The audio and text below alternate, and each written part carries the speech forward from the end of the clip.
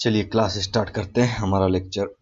अभी तक के हमने बहुत सारे लेक्चर यहाँ पे अपलोड कर चुके हैं। स्टेट एई का चल रहा है, यहाँ पे एसएससी जेई के लिए मेनली प्रिपरेशन चल रही है। ठीक है, तो आपको हमारे साथ जुड़े रहना और भिड़े रहना है तैयारी में।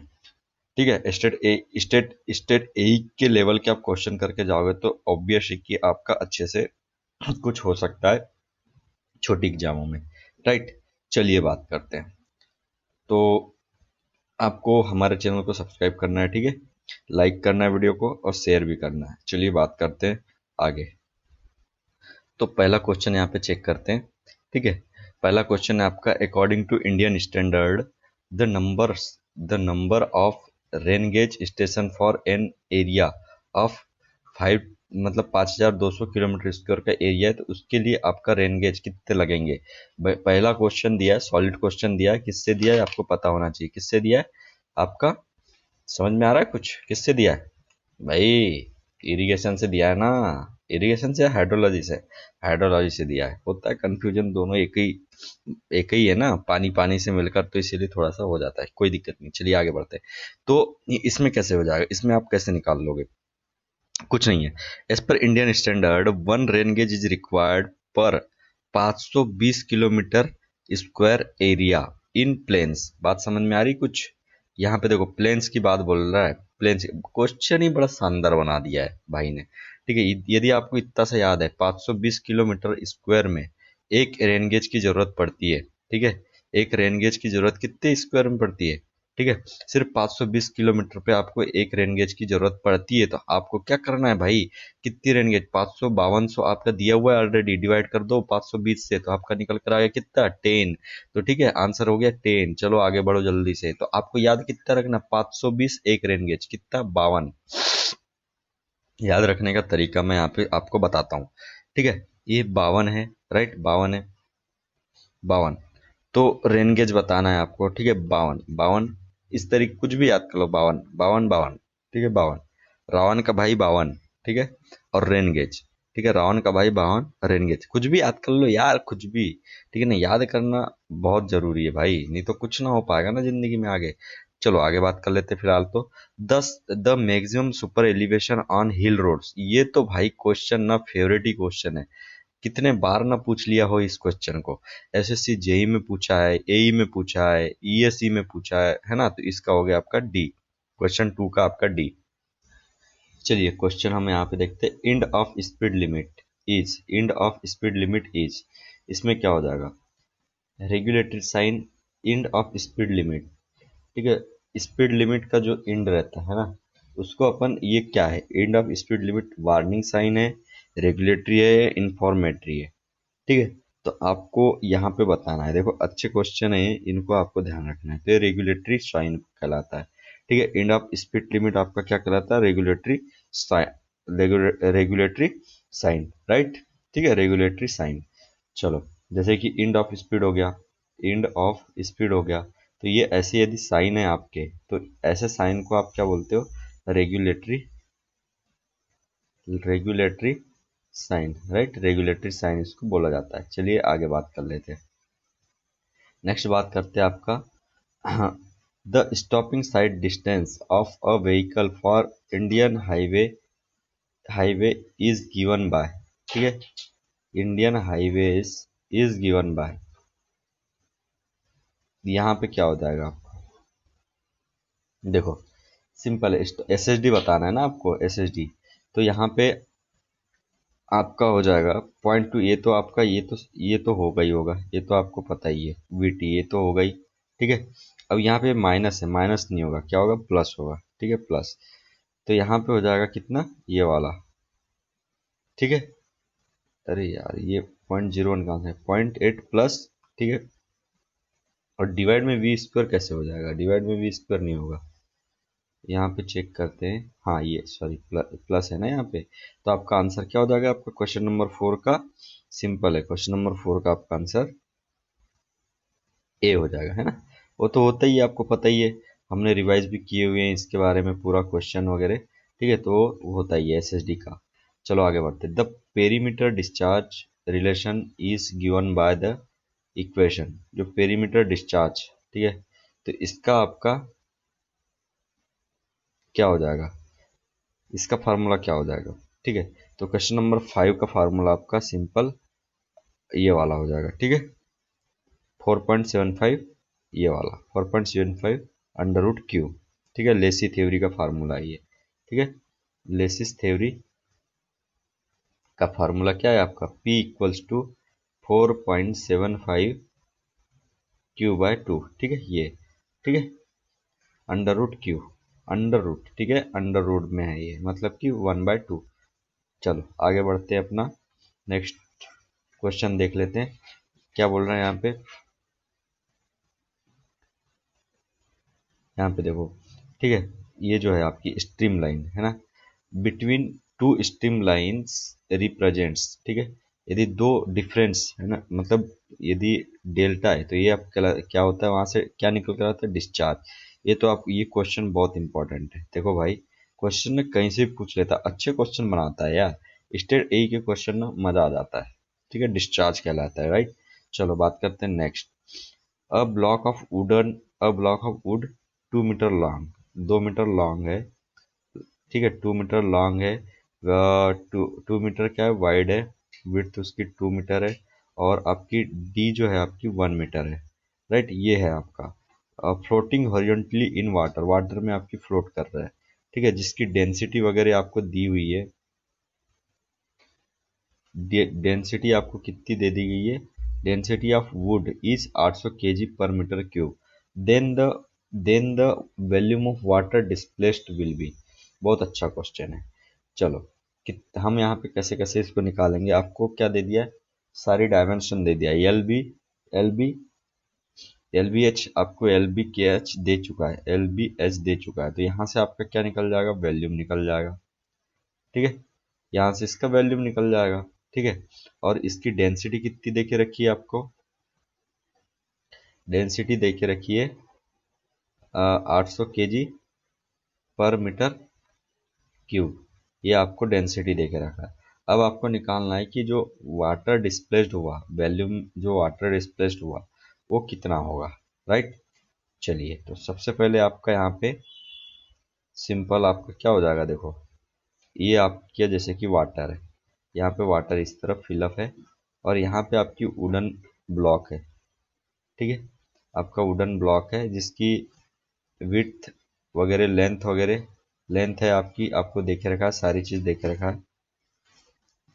अब इसको निकालने के लिए सिंपल आप करते क्या हो, जो वेट ऑफ वुडन ब्लॉक, इसमें एक फार्मूला, समान फार्मूला ही होता है समझो, वो क्या होता है, weight of wooden block, weight of wooden block, ठीक है, equal to weight of wooden block, equal equal to, ठीक है, वेट ऑफ वुडन ब्लॉक, ठीक है, displaced, weight of wooden block displaced, ठीक है, इक्वल टू आप, sorry, weight of wooden block equal to आपका वेट ऑफ वाटर डिस्प्लेस्ड। ठीक है, weight of water, weight of water displaced, right, ये हो गया। तो इसमें आपको करना क्या है, वेट ऑफ वुडन ब्लॉक निकालना है। तो वेट ऑफ वुडन ब्लॉक निकालने के लिए आप करोगे क्या, सिंपल, डेंसिटी देके रखा है 800 kg पर मीटर क्यूब, आपको सारी डायमेंशन आपकी मीटर में देके रखा है,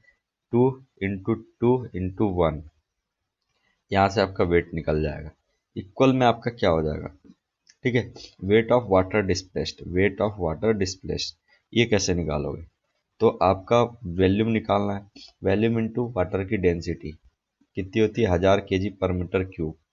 ठीक है, 1000 kg पर मीटर क्यूब, तो यहाँ से आपका वॉल्यूम निकल के आ जाएगा। ठीक है, आप काट दो इसको, ये गया, ये गया, ठीक है, 8 दूनी 16, 16 दूनी 32, तो आपका आंसर क्या हो जाएगा यहाँ पे, यही हो जाएगा 3.2 MQ। ठीक है, ये आंसर हो गया। चलिए आगे बढ़ते जल्दी से,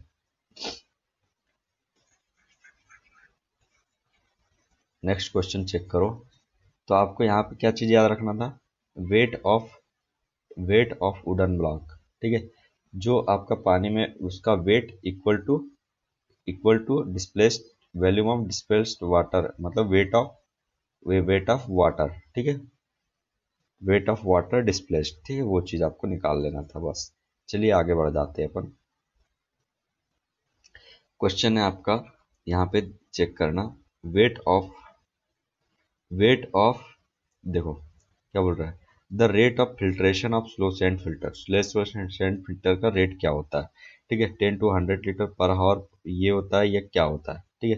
तो इसमें से आपका आंसर क्वेश्चन नंबर, ठीक है, क्वेश्चन नंबर 8 का सिंपल आंसर आपका क्या हो जाएगा, सी, 200 से 400 लीटर, 200 से 400 लीटर पर हावर पर मीटर स्क्वायर में ये निकाल सकता है, 200 से 400 लीटर स्लो सैंड फिल्टर, ठीक है। The rate filtration of slow sand filter ranges from, ठीक है, 200 से 400 लीटर पर हावर पर मीटर स्क्वायर, राइट, ये चीज हो गया कितना, 200 से 400 लीटर। याद रखना है स्लो सैंड फिल्टर, तो स्लो सैंड फिल्टर जो है इसमें ना 200 से 400 लोग काम करते हैं, ठीक है, कितने लीटर पर हावर में, ऐसे याद रख लो वहां पे, ठीक है। चलो नेक्स्ट आगे बढ़ जाते हैं जल्दी से, 200 से 400 लीटर पर हावर वहां पे काम करते हैं लोग, ठीक है। इन डिजाइनिंग इम hop tank the usual retention period, ठीक है, आपका जो रिटेंशन पीरियड होता है वो कितना होता है, ठीक है। तो क्वेश्चन 9 में आपका सिंपल कितना लेके चलते हैं, 2 हावर, ठीक है, इम हॉप है ना, इम हॉप, ठीक है। देखो इम हॉप, तो इसमें इम है और एक हॉप है, दो चीज है, तो इसीलिए यहाँ पे 2 हावर, ऐसे याद कर लो, इम और हॉफ, इम हॉफ, ठीक है। इसमें 2 हावर हो जाएगा आपका, कुछ भी याद करो, क्वेश्चन में ही आंसर बना लो तो ज़्यादा बेटर है, क्वेश्चन में ही आंसर बना लोगे तो ज़्यादा अच्छा है, आपको कहीं जाने की जरूरत ही नहीं पड़ेगी, ज़्यादा याद रखने की जरूरत ही नहीं पड़ेगी, ठीक है। चलो नेक्स्ट क्वेश्चन बोल रहा है यहाँ पे, the maximum spacing of lateral in a rapid sand filter, ठीक है, जो लेटरल्स होती है उनकी मैक्सिमम स्पेसिंग कितनी दे के रखते हो, ठीक है। रैपिड सेंड फिल्टर में आपका रैपिड सेंड फिल्टर में जो लेटरल्स होती है ना, लेटरल्स की स्पेसिंग कितनी आप दे के रखते हो, लेटरल्स की स्पेसिंग आप कितनी देते हो, ठीक। तो इसमें आपका हो जाएगा कितना, इसका कितना हो जाएगा क्वेश्चन नंबर 10 का, ठीक है। चलिए चेक करो, क्वेश्चन नंबर 10 का हो जाएगा आपका यहाँ पे 30 सेंटीमीटर, राइट, 30 सेंटीमीटर आपका यहाँ पे हो जाएगा, राइट। 30 सेंटीमीटर अपन स्पेसिंग देके चलते हैं, 30 सेंटीमीटर स्पेसिंग हम देकर चलते हैं, आपको ध्यान रखना है, कैसे याद रखोगे इसे, कैसे याद रखोगे, चलिए याद रख लो इसको, कोई दिक्कत नहीं है। चलिए नेक्स्ट आगे बढ़ते हैं, if W is the total BOD, ठीक है, V is filter volume and F is recirculation factor in a trickling filter, then unit organic loading is obtained by, ठीक है। तो इसमें आपका क्या हो जाएगा, इसमें आपका आंसर क्या हो जाएगा, क्वेश्चन नंबर 11, ठीक, क्वेश्चन नंबर 11 का आपका क्या हो जाएगा, यूनिट ऑर्गेनिक लोडिंग रेट क्या होती है, यूनिट ऑर्गेनिक लोडिंग रेट क्या होती है आपका, U इक्वल्स टू आपका होता है टोटल BOD, राइट, और डिवाइड में आपका हो जाता है क्या, volume of filter, into recirculation factor, ठीक है, वॉल्यूम एंड रिसर्कुलेशन फैक्टर। तो यहाँ पे आपका आंसर क्या हो जाएगा, आपका चेक करो आंसर क्या हो जाएगा यहाँ पे, सिंपली आपका आंसर हो जाएगा यहाँ पे ये वाला, U इक्वल्स टू W/VF, ठीक है, U equals to W/VF, right. तो इसे याद करने का तरीका मैं आपको बता देता हूँ, यू ऐसे देखो, रिसर्कुलेशन है ना आपका, रिसर्कुलेशन, ठीक है, रिसर्कुलेशन वाली बात हो रही है, सर्कुलेशन में आपका क्या होता है क्लॉकवाइज, रिसर्कुलेशन में होता है एंटी क्लॉकवाइज, तो यहाँ पे एंटी क्लॉकवाइज चलो, UVW, क्या, UVW, ठीक है, और यहाँ पे फैक्टर, तो आपको फैक्टर ऑफ सेफ्टी आपने देखा होगा, तो फैक्टर ऑफ सेफ्टी ऑलवेज कहाँ लगती है, फैक्टर ऑफ सेफ्टी ऑलवेज कहाँ लगती है, डाउन में, नीचे ही लगती है, ठीक है। तो ऐसे याद रख लेना आपको, ठीक है।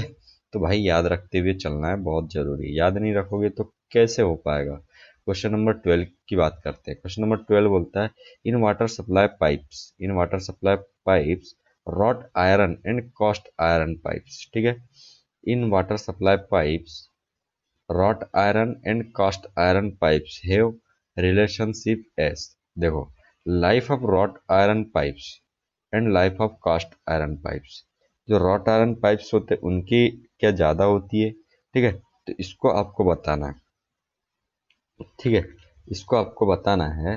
तो इसका आंसर है आपका बी। जो कास्ट आयरन होता है, कास्ट आयरन पाइप्स, उसकी लाइफ ज़्यादा होती है रॉट आयरन से। बात समझ में आ रही है आपको? देखो जो कास्ट आयरन है ना उसमें हाई कार्बन होता है ना, कास्ट आयरन जो होता है आपका हाई कार्बन होता है। इस वजह से क्या होता है कि ये बहुत ज़्यादा स्ट्रेंथ में अच्छे होते हैं। वहीं पे आपके रॉट आयरन थोड़े से कम होते हैं, तो इसीलिए आपका क्या हो जाएगा, life of cast iron pipes is greater than the life of wrought iron pipes. ठीक है, याद रखेगा आपको। ठीक है, चलिए आगे बढ़ते हैं।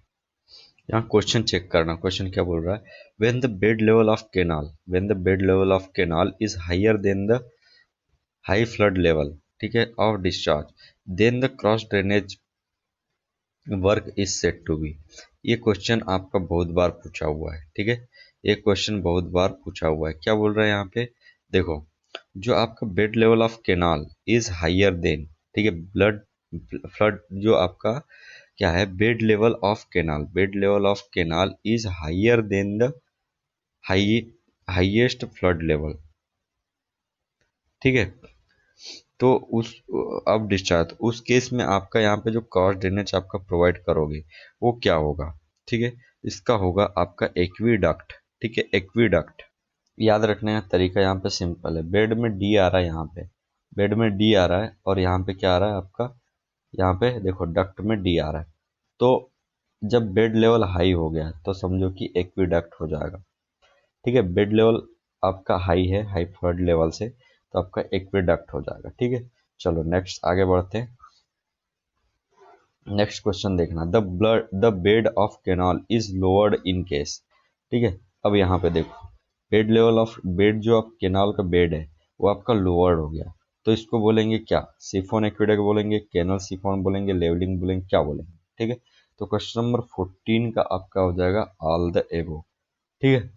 तो एक चीज अब याद रख लो यहाँ पे, देखो ऊपर में देखना, सुपर सुपर पासेज, ठीक है, canal siphon and under tunnel, ये सारी चीज देख के रखा है। तो ये सारी चीज तो आपका जब बेड लेवल नीचे हो जाता है तो उस केस में सारी चीज होती है, सिफॉन होता है, कैनल सिफॉन होता है, लेवलिंग क्रॉस होता है, लेवल क्रॉसिंग होता है, तो ये सारी चीजें हो गई। तो बेड लेवल आपका नीचे हो गया तो बहुत सारी चीजें होती है, पर बेड लेवल ऊपर हो गया तो एक ही चीज होती है, क्या, एक्वीडक्ट, ठीक है। चलिए स्पेशल नेम, आगे बात करते हैं। क्वेश्चन नंबर 15 में क्या बोल रहा है, which of the following hydraulic units is used for transmitting increased और डिक्रीज्ड, ठीक है, इंक्रीज और decrease torque to the driven shaft. तो इसमें क्या हो जाएगा आपका, ठीक है, इसमें क्या हो जाएगा, which of the following hydraulics which of the following hydraulic units is used for transmitting increased और decrease torque to driven shaft. इसमें क्या होगा आपका आंसर, देखो देखो यहाँ पे क्वेश्चन बोल क्या रहा है, ठीक है, following hydraulic units is used for transmitting increasing और डिक्रीज्ड टॉर्क, ठीक है, मतलब इंक्रीज एंड डिक्रीज कर किया जा रहा है और ड्रिवन शाफ्ट बोल रहा है, तो यहाँ पे हो जाएगा हाइड्रोलिक टॉर्क कन्वर्टर, ठीक है, हाइड्रोलिक टॉर्क कन्वर्टर, ये आपका यहाँ पे आंसर हो जाएगा, ठीक है, हाइड्रोलिक टॉर्क कन्वर्टर आपका हो जाएगा, राइट, क्योंकि वो इंक्रीज एंड डिक्रीज कर रहा है ना, एक तरीके से कन्वर्ट कर रहा है, ठीक है, तो वो चीज हो जाएगा। नेक्स्ट क्वेश्चन देखना है यहाँ पे, when the length when the length of body wall when the length of body wall of a fall, ठीक है, of a fall is less than the normal width of canal, it is called, अच्छा, बोल रहा है कि जो length of body wall है, length of body wall of a fall, ठीक है, वो है आपकी कम, किससे, नॉर्मल विड्थ ऑफ कैनाल, किससे, नॉर्मल विड्थ ऑफ कैनाल से, तो इट इज कॉल्ड, ये क्या कहलाएगा, ठीक है, नोच कहलाएगा या सादा फॉल कहलाएगा, वोगी या क्या कहलाएगा, तो इसको आपको ध्यान रखना है। इसका आंसर हो जाएगा आपका सिंपल सी, ठीक है, फ्लूम के फॉल कहलाएगी वो, कौन सी fall, flume fall, right, flume fall कहलाएगी, याद रखना है, ठीक है। तो लेंथ ऑफ बॉडी वाला fall is less than body, याद रखो, बॉडी आपकी क्या है, कम है, बॉडी आपकी कम हो गई किससे, नॉर्मल विड्थ से, नॉर्मल विड्थ से बॉडी कम हो गई, ठीक है। तो उस केस में आपका होता है फ्लूम, ठीक है, फ्लूम कैनाल, फ्लूम, याद रख लो, फ्लू, सही बात है। देखो क्या होता है कि जब बॉडी आपकी कम हो जाती है, बॉडी आपकी कम हो जाती है तो फ्लू वगैरह जल्दी लग जाता है ना, फ्लू वगैरह जल्दी लग जाता है। ऐसे बना लो ना, कुछ भी बना के याद कर लो, ठीक है। बॉडी कम हो गया तो आपका फ्लू वगैरह जल्दी लग जाएगी, तो आपके यहाँ पे क्या हो गया, फ्लूम्ड कैनाल। चलिए आगे बढ़ते हैं। Cross regulators are provided, cross regulators are provided. जो क्रॉस रेगुलेटर्स होते हैं वो किस लिए प्रोवाइड किया जाता है, ठीक है। तो यहाँ पे आप ध्यान रखो किस लिए प्रोवाइड करते हैं। Cross regulators are provided to raise the water level to its upstream during the periods of low discharge in in parent channel, ठीक है। क्रॉस रेगुलेटर्स आर प्रोवाइड, क्यों प्रोवाइड किया जाता है, अच्छा क्वेश्चन है इसका। आपका देखो, to help in closing the supply to downstream of the parent channel, ठीक है, to absorb fluctuation in a various section of the channel system. तो आपको जो तीनों हैं एक ही फैमिली के लग रहे हैं, है ना, तो इसलिए आपका यहाँ पे ऑल ऑफ द एबो आंसर हो जाएगा, ठीक है। क्रॉस रेगुलेटर्स, अब इसको समझ लो। जैसे कि आपके तरफ आपके यदि विलेज वगैरह में, आप यदि विलेज वगैरह से बिलोंग करते हो, या आप कहीं जैसे कि भोपाल उपाल, या आप कोई भी सिटी से आप बिलोंग करते हो, ठीक है, तो वहां पे आप चेक कर सकते हो कि जो कैनाल्स होती है, कैनाल्स, ठीक है, तो कैनाल्स के कई कई जगह पे आपकी एक सब्सिडरी कैनाल्स भी होते हैं, और वहां पे सारे क्रॉस रेगुलेटर्स लगे हुए रहते हैं, राइट। ये चीज हो गया, तो ये ऑल ऑफ द एबो इसका आंसर हो जाएगा। नेक्स्ट की बात कर लेते हैं, आपका क्वेश्चन नंबर 18 का। क्वेश्चन नंबर 18 में बोल रहा है कि when the reservoir is full, reservoir क्या हो गया, फुल है आपका, the maximum compressive force in a gravity dam is produced, ठीक है। रिजर्वायर फुल हो गया आपका, रिजर्वायर फुल है, और maximum force in a gravity dam produce, कहाँ प्रोड्यूस होगा, at a toe, at a heel, ठीक है, within the middle third of this of the base, ठीक है, at the centre of base. तो question number 18 में आपका कहाँ होगा, एट द टो। सही तो बात है कि आपका देखो इस तरीके का आपका डैम है, इस तरीके का आपका डैम है, राइट, और यहाँ पे आपका पूरी तरह आपका वाटर क्या है, फुल है, ठीक है, पूरी तरह वाटर यहाँ पे फुल है। तो भाई ये इसको ऐसे ही तो टर्न करने की कोशिश करेगा, तो यहाँ पे आपका टो कौन सा होता है, ये वाला टो होता है, ठीक है, तो टो पे सबसे ज्यादा कंप्रेसिव स्ट्रेस आपकी आएगी। चलिए नेक्स्ट बात करते हैं। नेक्स्ट क्वेश्चन बोल रहा है कि जो सीवेज ट्रीटमेंट यूनिट्स जो होती है, नॉर्मली डिजाइन, बहुत अच्छा क्वेश्चन, ठीक है, बहुत अच्छा क्वेश्चन। इसको कितने साल के लिए बनाया जाता है, ठीक है। सीवेज ट्रीटमेंट यूनिट्स को 15 से 20 साल। क्वेश्चन नंबर 19 का बी सही है, ठीक है। सीवेज ट्रीटमेंट यूनिट को 15 से 20 साल के लिए ही बनाया जाता है। तो इसको याद रखने का तरीका एक बता देता हूँ। 15 से जो सीवेज ट्रीटमेंट प्लांट जो होता है समझो, उसको बनाने के लिए एक न्यू एज वाला इंजीनियर्स की जरूरत होती है, जिसका फ्रेश माइंड चलता हो, ठीक है। तो उसका हो जाएगा 15 से 20 ईयर, 15 से 20 ईयर, ठीक है, यही चीज हो जाएगी। 15 to 20 ईयर ही आपका यहाँ पे हो जाएगा, ठीक है। चलो आगे बढ़ते जल्दी से। In water supply for public, in water supply for public three hold order should be, three hold order, ठीक है, कितना होना चाहिए, मोर देन 3 होना चाहिए, बिटवीन 1 and 3 होना चाहिए, क्या होना चाहिए।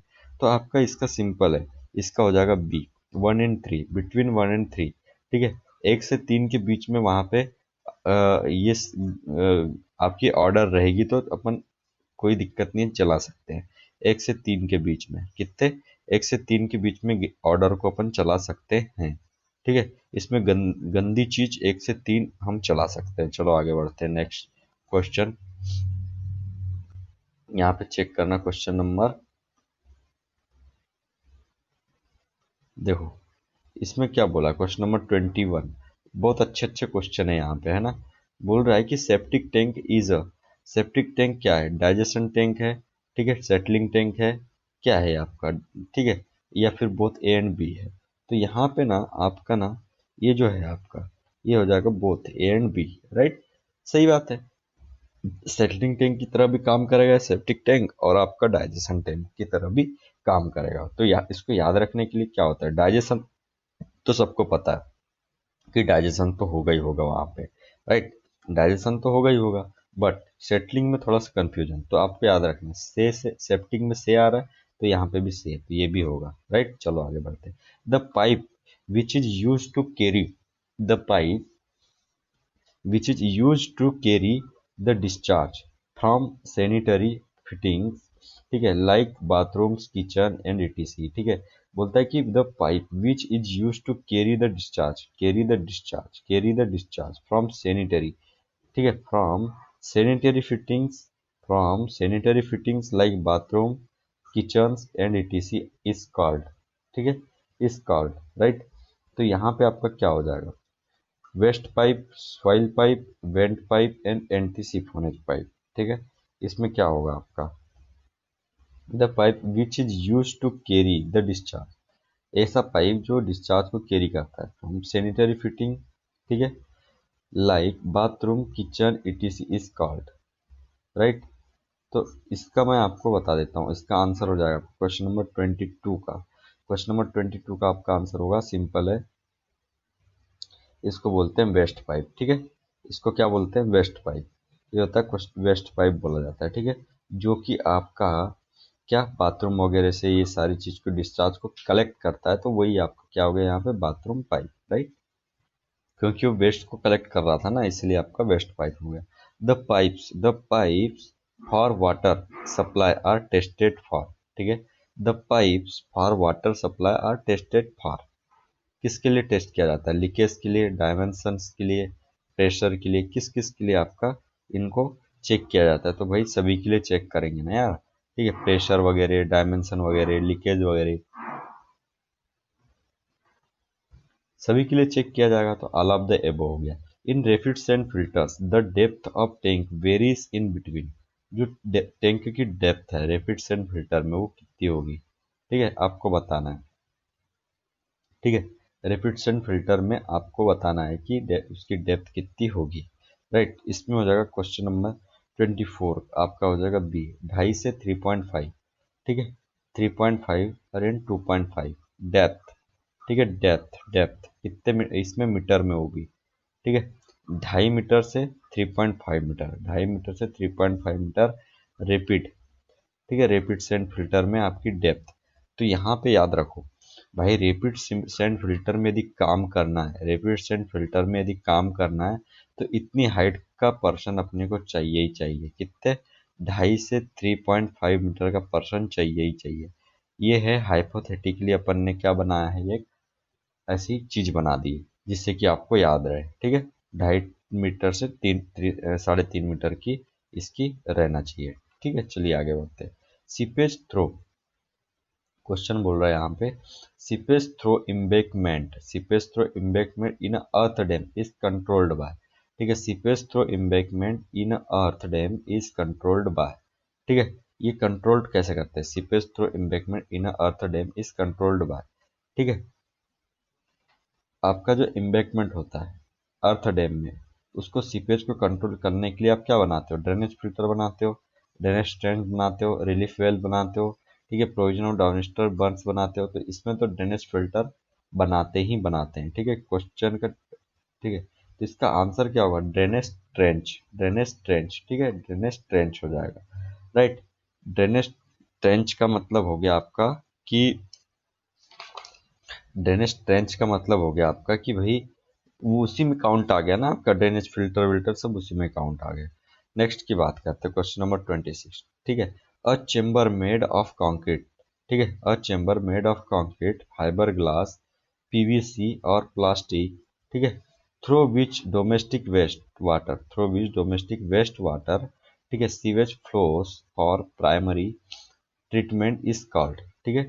देखो, a chamber made of concrete, fibre glass, ठीक है, पीवीसी और प्लास्टिक, एक चेम्बर हो गया मेड ऑफ कंक्रीट, ठीक है, जो कंक्रीट से बनाया गया है, फाइबर ग्लास, पीवीसी और plastic, through which domestic waste water sewage flows for primary treatment is called, next tank, septic tank, pit latrine tank, ठीक है, वाटर हार्वेस्टिंग टैंक।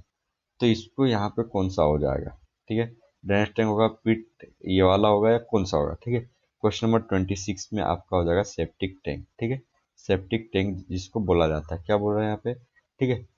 अपन एक कंक्रीट का चेम्बर बनाते हैं जो कि फाइबर ग्लास, पीवीसी और प्लास्टिक का, ठीक है, या ठीक है, through which domestic waste water, ठीक है, डोमेस्टिक वेस्ट वाटर जो निकलता है, ठीक है, और फिर होता है sewage flows for primary treatment is called, ठीक है, सही बात है।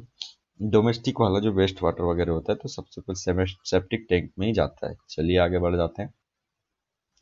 Septic tank is usually consist of brick wall, ठीक है, in is cement not less than, ठीक है, ब्रिक वॉल जो उसकी है, उस जो ब्रिक वॉल जो होती है उसकी जो थिकनेस है वो कितनी होना चाहिए, ठीक है। Septic tank usually consist of brick wall in cement not less than, ठीक है। इसमें हो जाएगा आपका आंसर, देखो इसका सिंपल आंसर आपका क्या हो जाएगा क्वेश्चन नंबर 27 में, क्वेश्चन नंबर 27 में आपका हो जाएगा ए, मतलब 20 सेंटीमीटर, ठीक है। सेप्टिक टैंक, ठीक है, सेप्टिक टैंक जो है आपका सेप्टिक टैंक तो उसमें 20 सेंटीमीटर की वाल आपकी रहनी चाहिए, ठीक है। आप याद रख लो इससे 20 सेंटीमीटर, ठीक है, 20 centimetre. Septic septic septic septic याद रख लो ऐसे, इसमें सेप प्लस टिक आ गया तो ऐसे दो आ रहा ना, एक एक दो, ठीक है, ऐसे याद रख लो। कुछ भी यार थोड़ा बहुत ऐसे ट्रिक हिंट भी पता रहा ना तो आपका क्वेश्चन में ऑटोमेटिकली याद आ जाता है, ठीक है।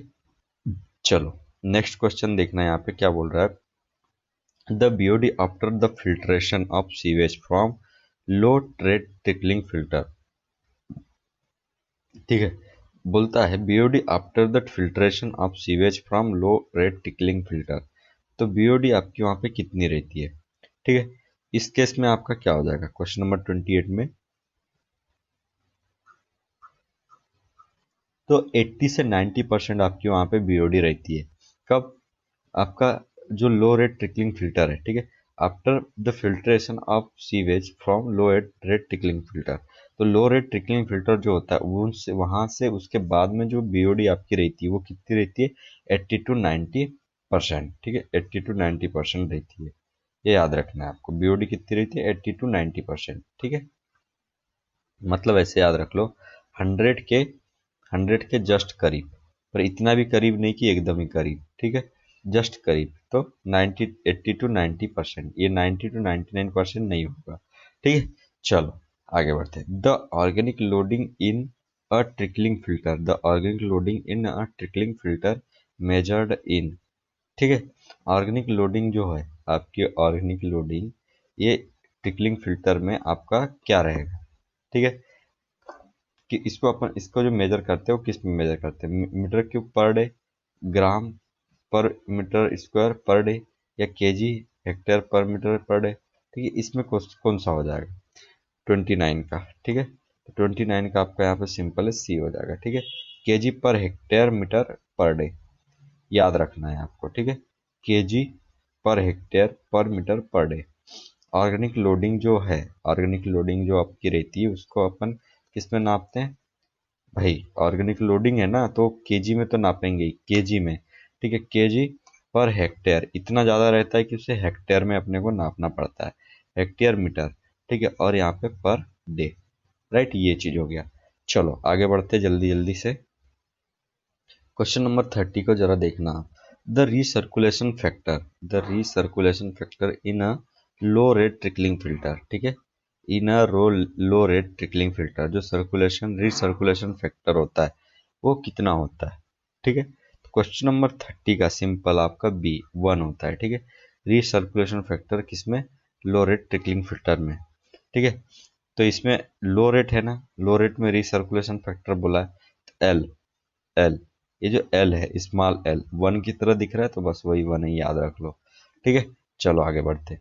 The diameter of a domestic sewer pipe, the diameter of domestic sewer pipe laid at a gradient 1 in 100, ठीक है, laid at a gradient 1 in 100 is recommended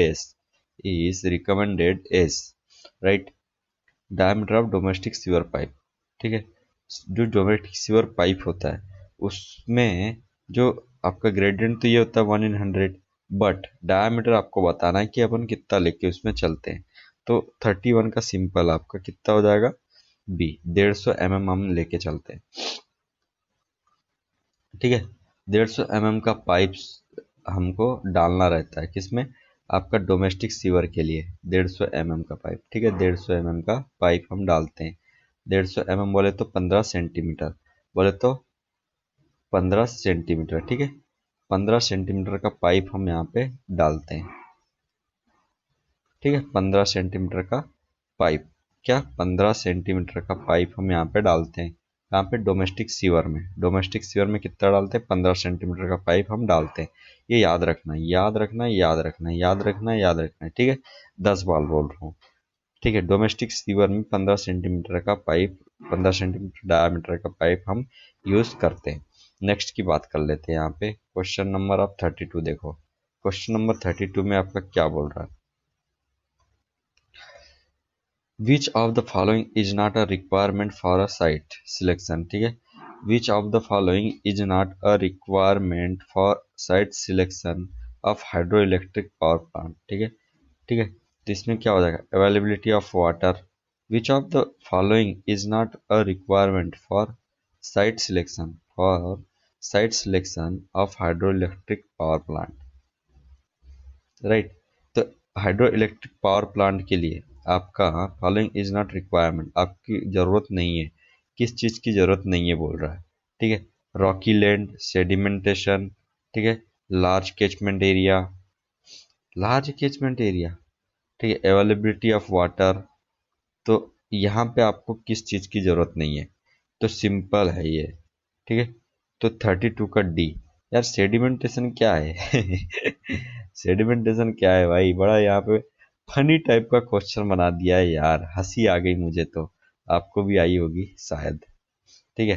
तो सेडिमेंटेशन तो एक यहाँ पे प्रोसेस है, क्या है, प्रोसेस, जो कि अपन वाटर ट्रीटमेंट प्लांट में यूज करते हैं। तो ये तो चीज यहाँ पे हो ही नहीं सकती, तो ये यहाँ से हट गया, मतलब कि सेडिमेंटेशन यहाँ पे जरूरत नहीं पड़ती। नेक्स्ट क्वेश्चन देखते हैं, नेक्स्ट क्वेश्चन की बात कर लेते हैं। नेक्स्ट क्वेश्चन क्या बोल रहा है आपका 33। तो 33 में आप चेक करो, बोल रहा है यहाँ पे देखो, the amount of electrical energy that can be generated by a hydroelectric power plant depends upon head of water, quantity of water, specific weight of water, efficient of alternator। तो यहाँ पे ना भैया सिंपल है, क्वेश्चन 33 में जितना head रहेगा उतना आपकी हाइड्रो इलेक्ट्रिक पावर प्लांट अच्छे से चलेगा, और उतना ही आपका क्या प्रोड्यूस करेगा, इलेक्ट्रिसिटी प्रोड्यूस करेगा। Hydroelectric power plant is non-renewable source of energy, conventional source of energy, non-conventional source of energy, continuous source of energy।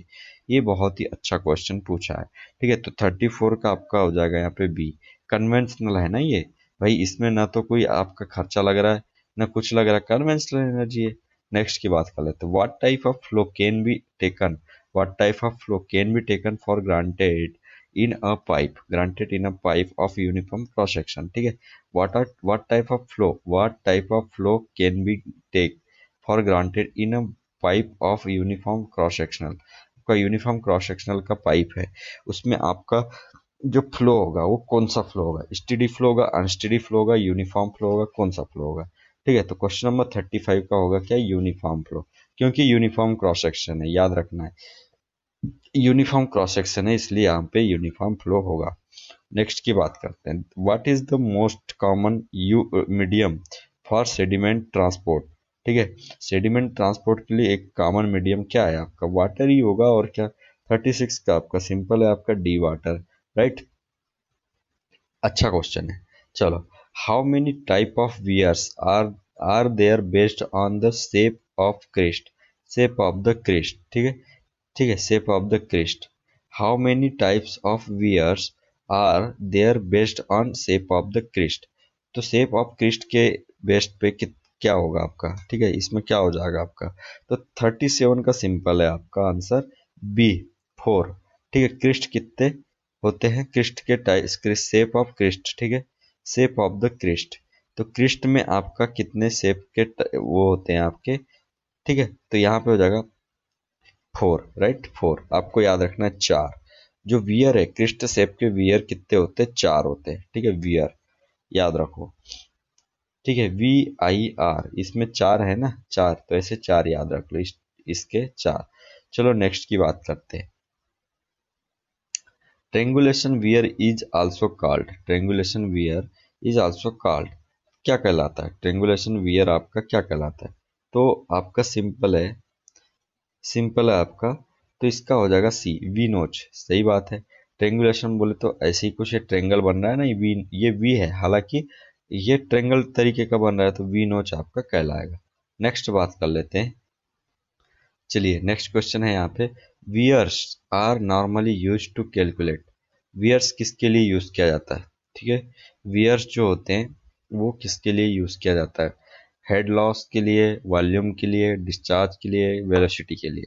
ठीक है, तो वियर्स जो है आपका बाबा, वो वियर्स जो है ये डिस्चार्ज के लिए यूज किया जाता है। ठीक है, वियर्स किसके लिए यूज किया जाता है? Discharge, discharge. ठीक है, वियर जो है वो डिस्चार्ज के लिए यूज करते हैं, राइट, याद रखना। वियर्स का यूज किया जाता है डिस्चार्ज कैलकुलेशन के लिए। ठीक है, डिस्चार्ज कैलकुलेशन के लिए आपका यूज किया जाता है वियर्स, राइट। चलिए नेक्स्ट बात कर लेते हैं आगे आपका। नेक्स्ट क्वेश्चन यहाँ पे देखते हैं, देखो, bearings are provided in the bridge, bearings are provided in the bridges to allow translation and rotation in bridge, transfer forces for superstructure to substructure, ये तो गलत है भाई। आइसोलेट, अच्छा रुक जाओ, हाँ नहीं सही सही है। ठीक है, आइसोलेट सुपर स्ट्रक्चर फ्रॉम सब स्ट्रक्चर, तो यहाँ पे क्वेश्चन नंबर 40 का हो जाएगा डी। सब एक ही बिरादरी के लग रहे हैं, ठीक है, इसलिए आपका यहाँ पे डी हो जाएगा। क्वेश्चन नंबर 41 चेक करना, क्वेश्चन नंबर 41 क्या बोल रहा है? Which of the following loads contributes to longitudinal forces in bridges. ठीक है, देखो, which of the following loads contributes to longitudinal forces in bridges, है ना। Which of the following loads contributes to longitudinal forces in bridges, dead load होता है, wind load होता है, temperature load होता है, यहाँ पे क्या होता है? या डेड लोड या विंड लोड ही होता है। ठीक है, या फिर आपका विंड लोड या फिर टेम्परेचर लोड होता है। ठीक है, क्वेश्चन नंबर 41, क्वेश्चन नंबर 41 क्या बोल रहा है आपका? इसमें ना थोड़ा सा कॉन्स्पेरेंसी है, ठीक है, तो इसलिए इसका आंसर अपने को पता नहीं है। ठीक है, ठीक है, चलिए आगे बढ़ते हैं। Development of surge in open channel is, जो सर्ज बनता है, ठीक है, डेवलपमेंट ऑफ सर्ज क्यों, किस में बनता है? ग्रेजुअली वेरिड फ्लो में बनता है, रैपिडली वेरिड फ्लो में बनता है। ठीक है, तो यहाँ पे इसमें से कौन सा हो जाएगा? ठीक है, क्वेश्चन नंबर 42 का सिंपल है, रैपिडली वेरी फ्लो रहेगा तभी सर्ज बनेगा। ठीक है, रैपिडली वेरी फ्लो रहेगा तभी सर्ज बनेगा। ठीक है, आर है तो एस आएगा, आर है तो एस। ठीक है, रेपिडली है तो यहाँ पे सर्च बनेगा। ठीक है, उसके बाद देखो, इरिगेशन चैनल, इरिगेशन कैनाल्स, ठीक है, आर जनरली अलाइंड अलोंग। ठीक है, ठीक है, irrigation canals are generally aligned along contour line, watershed, valley line and straight line. ठीक है, तो आपका यहाँ पे क्या हो जाएगा? 43 में आपका सिंपल है, आपका हो जाएगा वाटर शेड। वाटर शेड के अलोंग आपका क्या होता है? अलाइन किया जाता है किसको? इरिगेशन कैनल को, वाटर शेड के अलोंग। ठीक है, वाटर वाटर शेड के अलोंग इसको अलाइन किया जाता है। नेक्स्ट क्वेश्चन की बात कर लेते हैं जल्दी से, आपका क्वेश्चन नंबर 44 चेक करना। क्वेश्चन नंबर 44 क्या बोल रहा है कि विच of the following suitable for small discharge and high head, small discharge होना चाहिए और हाई हेड होना चाहिए। इसके लिए आपका क्या हो जाएगा? सेंट्रीफ्यूगल पंप, ठीक है, centrifugal pump, axial flow pump, mixed flow pump and reciprocating pump. तो क्वेश्चन नंबर 44 में आपका सिंपल डी हो जाएगा, रेसिप्रोकेटिंग पंप। ठीक है, डिस्चार्ज क्या होना चाहिए? स्मॉल, और आपका हाई होना चाहिए हेड। ठीक है, स्मॉल आपका डिस्चार्ज, ठीक है, स्मॉल आपका डिस्चार्ज होगा। ठीक है, और हेड आपका क्या होगा? हेड आपका हाई होगा। ठीक है, हाई हेड, ठीक है, high head, right, high head हो जाएगा।